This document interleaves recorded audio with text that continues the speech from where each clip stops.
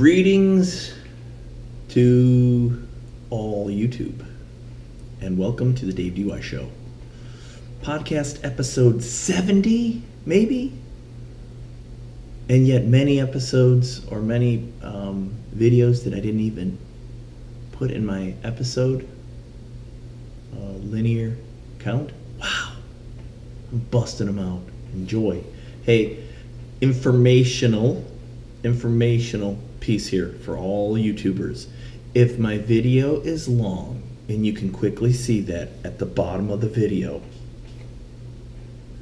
where it says 24:36, 24 minutes 36 seconds, 45:32, whatever, you can click on the little gear down under YouTube, the settings, and you can increase the speed. So you don't have to sit there and watch me blab really slow on disinteresting or uninteresting or disinterested or crappy topics that you don't want to hear. Instead of just closing the YouTube video, you mother. God. I am now up to 28 subscribers. I'm making it, dude.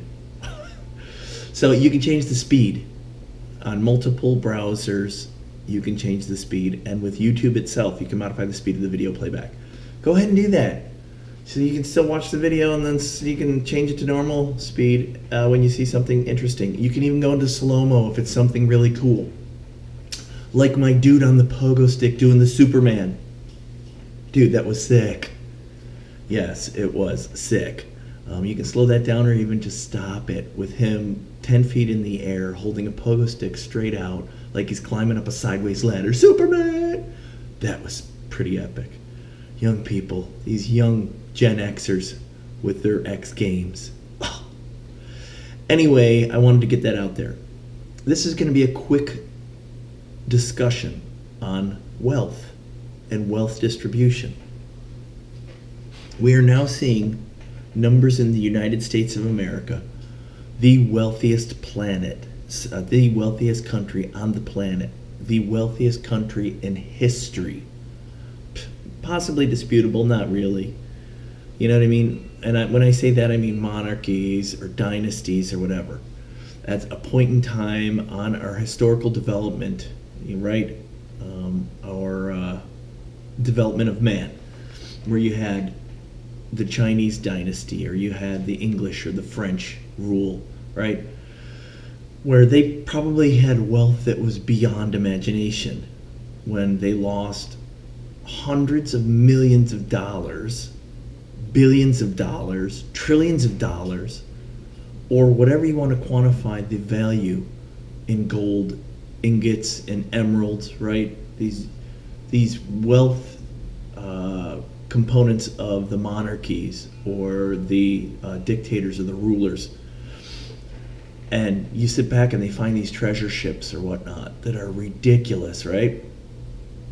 So it's all debatable, but at this time right now, the United States has more wealth in history, in this country, distributed and non-distributed wealth, centralized or concentrated wealth, in agencies and groups and governmental, quasi-governmental, private environments, banks, right? And then in individual wealth with private corporations, with personal wealth, individuals from that private corporation or corporations, from that conglomerate that they founded, whatever, right? Than ever in history, we have more money. And when we look at that, it's now the wealth concentration in this country is rivaling levels that haven't been seen in this country since the beginning of the 20th century, the early 1900s. The Roaring Twenties, when you had the flappers and you had a handful of individuals that had become leaders in specific disciplines in this country: steel, finance, politics, industry, right? Steel, railroad, what have you, real estate, land, importing and exporting. And we know all those names, the Vanderbilts, right? All of the JP Morgan, all of the extremely wealthy, and some of that trickled down into the Kennedys, whatnot. But there were individuals, there was a quantified group of individuals that controlled and owned a massive percentage of the national wealth. We're now rivaling that. And I think some of the stats that come out state something in the realm of the 400 richest Americans.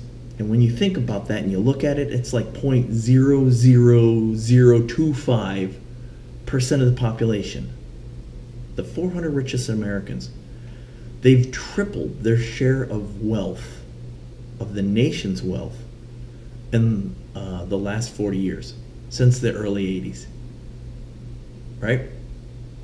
This is coming from some wealth analysis, and I think a number of papers and studies that have been produced from University of California, Berkeley, from Gabriel Zuckman, who's an economist. Pretty popular one, pretty sharp one. Those 400 Americans own more of the country's riches. Those 400 Americans own more of the country's riches than the 150 million adults in the bottom 60% of the wealth distribution. That's crazy. That's crazy. That's not minority run. That's not 1%ers. That's crazy, right? So think about that. We've returned to those levels of the Roaring '20s where you had a small contingent, a countable contingent of individuals who are owning a massive percentage of the nation's wealth. And that shift, it's being stated, is eroding the security from the families in the lower and the middle class. So like the lower and the middle class rely on those wealth stores for retirement, for loss of a job, for emergency purposes, right? Any type of economic shock. And they're losing ground on that. And your nation's billionaires, these idiots we watch on TV, because it's not only a concentration of wealth, it's becoming a concentration of power, popularity, visibility. And we're seeing these people. We're seeing them on Shark Tank. We're seeing them on CNN. We're seeing them on network television. Donald Trump, The Apprentice, right? We're seeing them on reality TV, tracking individuals, that have interesting lives. We're seeing them on social media, Twitter, Elon Musk, Richard Branson, right?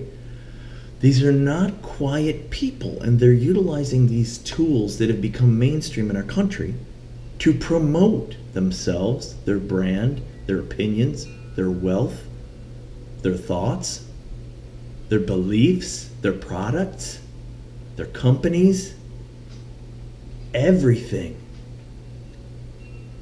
More and more polarized. And so this ties to like the Democrats requesting tax modifications to these billionaires, to these like super wealthy, these oligarchs, these people that, because of their money and because of their prominence, are actually changing our culture, our lives, our politics. And not only that, these are measurements, right, that individuals are, that Zuckman and other individuals, economists, pull from specific public record documentation. The Zuckman And this guy talked to Elizabeth Warren, so, and Democrat, and she's trying to formulate these new tax laws in the whatever, the finance group in Congress and the House, right? They're stating that it's a possible understatement of wealth because of these offshore abilities to hide money, these hidden accounts, the loopholes and utilizations of these brilliant individuals and these powerful, wealthy individuals to circumvent the components that make visible that wealth. Your taxation, your transparency, your documentation, your reporting, right? Accounting for the true wealth of the ultra-rich. I mean, we've seen it. We've seen it in the WikiLeaks papers. We've seen it in offshore accounts. We've seen it in global conferences, Davos, and these other conferences where simply because of your wealth and prominence, you can attend some type of political, socio-economic based summit of exclusivity through invite to partake in planning and discussions of our future as a globe, as nations, as businesses, as governments. And I think that they have good intent, but my Lord, scary, right? Scary what's going on. You got to remember, wealth is related to net worth, right? And what's your net worth? It's everything that you, your family, immediate owns, right? And you remove any of the debt. So it's real estate, it's stock, it's equity in anything, your businesses, right? Your real estate, your corporations, your bank accounts, your cash, your liquidity, your liquid cash, right? Your gold, your silver, your commodities that you own, right? It doesn't mean your houses, it doesn't mean your cars, it doesn't mean your furniture, right? It can mean your houses, like Mar-a-Lago, right? Your homes are included in that. But the things that fill that, your cars, those are too small. They don't even amount to the values. And yet you got $1 million car, right? Or you've got $5 million worth of furniture in a home, $50,000 chaise from France, that Napoleon owned, whatever. And some of that can be reclassified, antiques and artwork and things like that. That can actually be classified in wealth. But crazy, right? So truthfully, just the measures are not very accurate, but they're astounding. Yeah. Right, so here's an illustrative definition of wealth. If you've got a person who owns a $250,000 house, they have $200,000 on the outstanding mortgage. They have $50,000 equity in that house. They have a $5,000 bank account. They've got $25,000 in retirement, 401k, Roth IRA. They have a net worth of $50,000, $25,000, $5,000, $80,000. The value of the house, the bank account, the retirement. A net worth of 80 grand. That's the sum of all their assets, minus the sum of their debts. That $80,000 is probably near the national median. The middle, right? Average-ish. The middle value. Not really the average.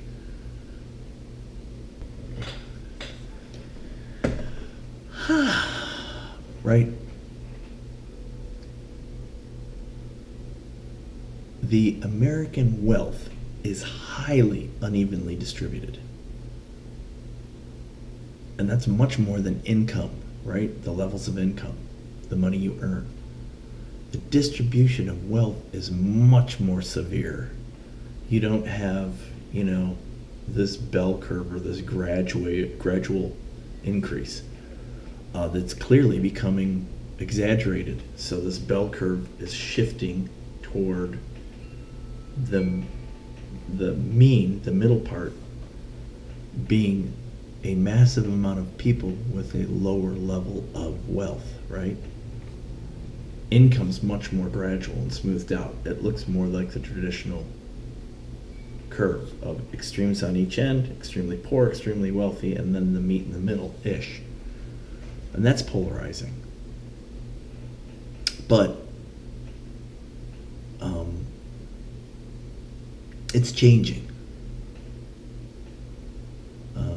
According to Zuckman, the top 1% of the population have captured nearly 20% of the nation's wealth. Top 1% have 20% of the wealth.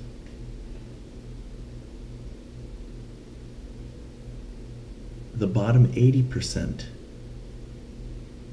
includes 1 in 5 Americans that has zero or negative wealth.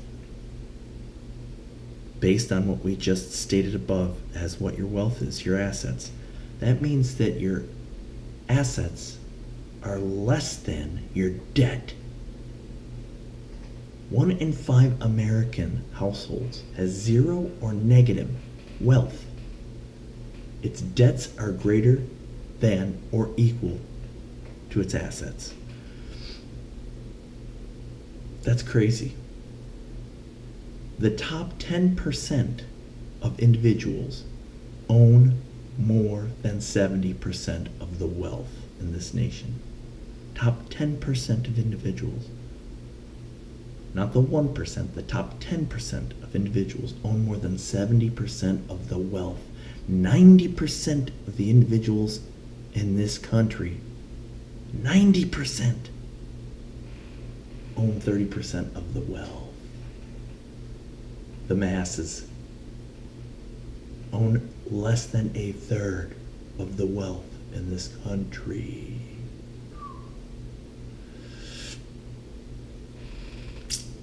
And that's been going up. That's become more and more severe since the 80s. That share of the wealth has diminished to these minorities. This resembles Russia and China. We resemble more like Russia and China as opposed to the UK or France. And if you think about it, the UK and France, a lot of Europe, they took on a socialist, Italy, right? Greece, they took on a socialist structure where they tried to force distribution. There's caveats to this. First, a person with negative net worth is not necessarily penniless, right? You've got negative net worth bucket for young professionals. They have high debt because they're doctors, they're lawyers, they're bankers, they have high school bills, but they have massive earning potential. And that earning potential ultimately will pay for that debt and then actually catapult them into the upper reaches of the wealth spectrum because of the skills that they have. So their potential, their earning potential is huge, but that's a vast majority or minority, right? Young earning professionals account for a pretty big minority in our nation. 40% of families in the bottom quartile of net worth had an outstanding student loan balance of some kind.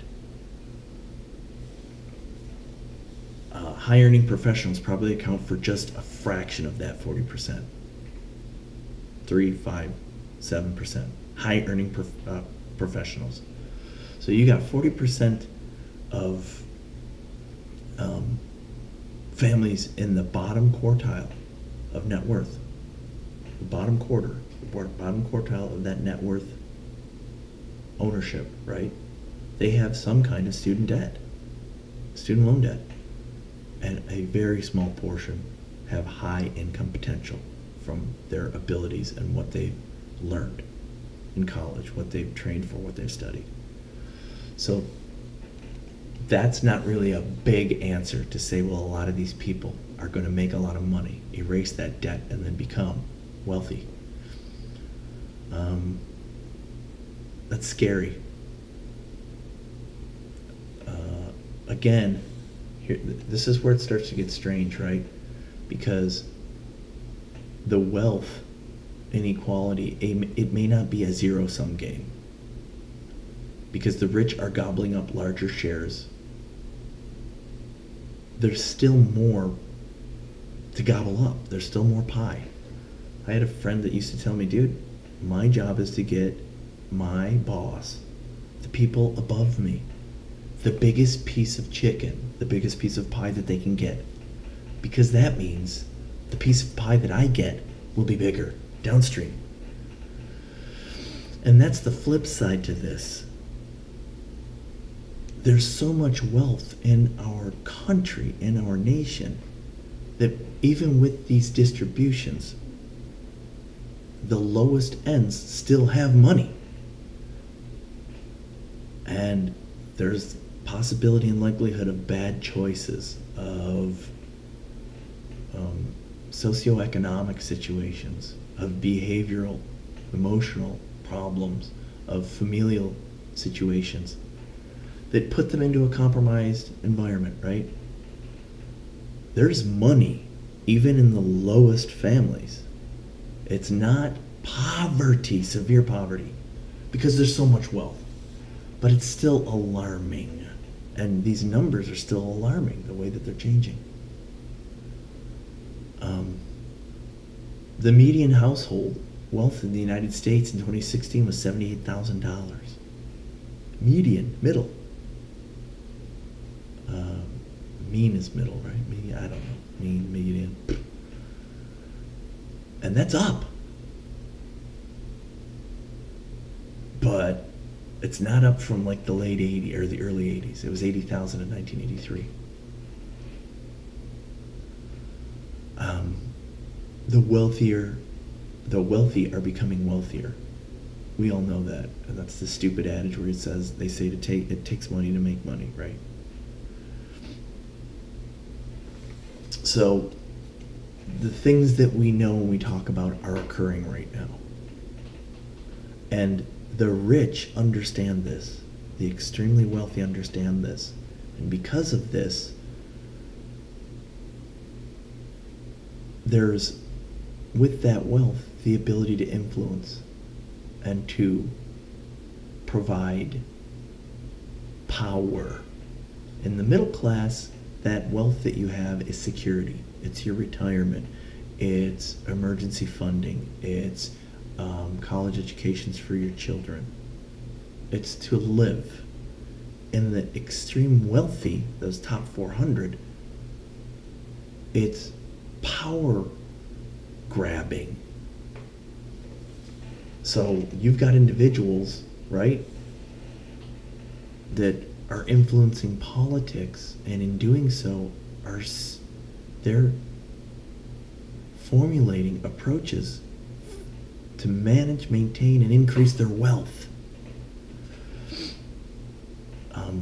It's really weird. They're self-reinforcing their wealth by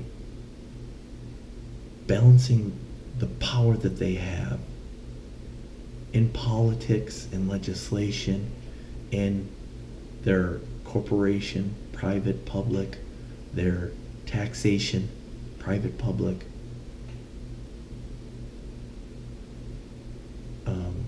accounting, oversight, and management. They're influencing that so that it allows them to make more wealth. And it flip-flops, it's double-edged. It's protecting their money, and it's actually allowing them to make more money. And we're finding that with FANG, with technology, with private enterprise, with banking, with politicians, right? Really strange. And people are seeing that. And Ocasio-Cortez just pointed out, a basic, it's all over the internet, it went viral, sitting in front of the finance committee.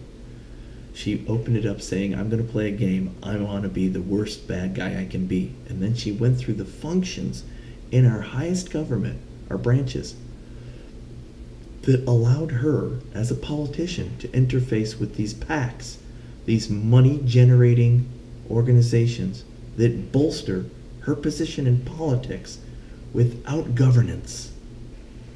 No laws, no requirements to disclose who or how much she's getting from who or how much, and then her ability, or a congressman's ability, congressperson's ability to interface with these things. So there's no checks and balances, so it's really strange these days. But we still have to remember, even our most impoverished are so much better off than any other individual on the planet. Bar a few places, right? And not only that, we still have the greatest opportunity based on our democratic and capitalistic ethos, the structure of our society that allows for financial, political, religious, sexual opportunity and freedom.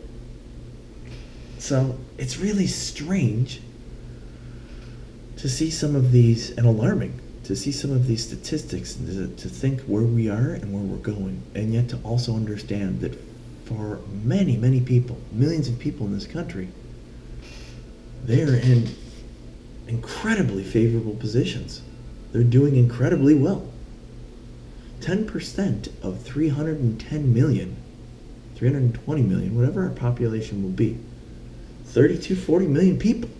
That's a lot of people that are controlling 70% of the wealth. A lot of money. Whoa.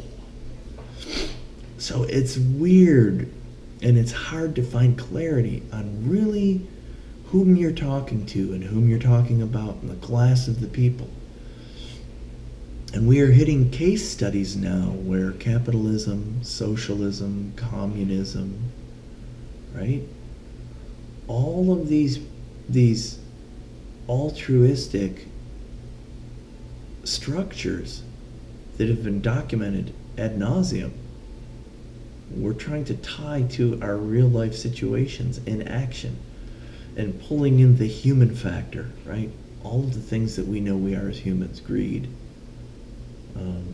truth, right? Lying, theft, treachery, all the things that, the 7 deadly sins that we can have.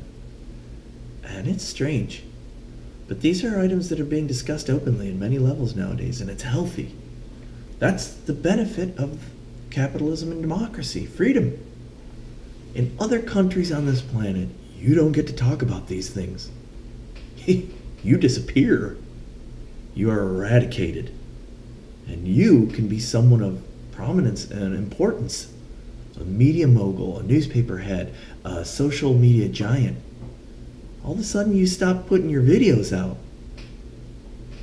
Yeah, because the folks that really are running the show, they don't like your message anymore, and it's making a lot of noise and impact. For the most part, that doesn't occur here, beyond the most part. Because of that, we are in a wonderful place to see how we operate toward the future and what we'll do. And our processes worked, putting Donald Trump into the corruption of our government. The people put him in there. The people did. We did. All of us. You can't sit back and say, I didn't vote for him. You are a part of me. We put that individual in, superseding the criminals that we'd seen that had been lifetime politician criminals, that have had no real purpose, that have fed off of us. Donald Trump provided service his entire life prior to taking this role as president.